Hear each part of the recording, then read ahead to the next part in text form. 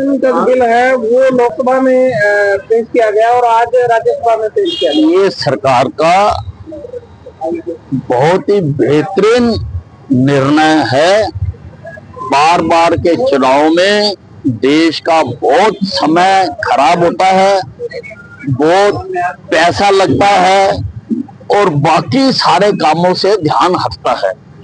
Bar bar code of conduct लगने से कामों की रफ्तार रुक जाती है। आदरणीय मोदी जी देश को तीव्र गति से विकसित भारत की ओर लेके जाना चाहते हैं और वो धीरे धीरे जितने उसके रास्ते में अवरोधक हैं उनको खत्म कर रहे हैं। इसे लेकर विपक्ष कांग्रेस ये कह रही है कि सरकार के पास 2/3 बहुमत भी नहीं है। देखिए, अब ये प्रॉपर्टी हाउस की है, पास हाउस ने करना है। कोई इंडिविजुअल इसके भविष्य के बारे में कुछ नहीं कह सकते।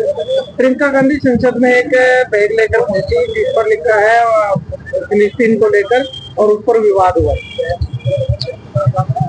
नहीं, कोई नई बात नहीं है। अक्सर जो कई मॉडलिंग करते हैं वो इसी प्रकार का, कभी किसी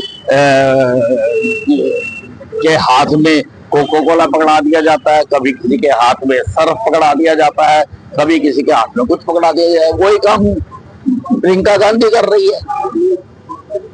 सुप्रीम कोर्ट में आज किसानों के आंदोलन को लेकर सुनवाई है और उधर आज पंजाब में किसान नहीं, सुप्रीम कोर्ट में माननीय उच्चतम न्यायालय इस पर गौर कर रहा है, तो देखते हैं क्या फैसला होगा। सुरजेवाला ने कहा है कि पिछले 10 साल में हमने देखा है कि एक ही व्यक्ति विशेष की पूजा हो रही है और अंधभक्ति इस प्रकार जो है संस्थाएं मरती चली जा रही है। पिछले 10 साल में सुरजेवाला ने कहा है कि एक ही व्यक्ति की पूजा हो रही है और जो संस्थाएं हैं वो मरती चली जा रही है। सुरजेवाला जी, आप और आपकी पार्टी पिछले 70 साल से एक ही परिवार की गुलाम बनी हुई है। हमारे प्रधानमंत्री ने तो काम करके दिखाया है और काम की पूजा तो होनी ही चाहिए। जो काम करेगा उसका जनता सम्मान तो करेगी ही करेगी। तुम तो अंधभक्त होकर परिवार की गुलामी कर रहे हो। कांग्रेस में अब बढ़ती कला को लेकर वीरेंद्र सिंह ने प्रदेश अध्यक्ष के इस्तीफे की मांग है वो भी उठाई है।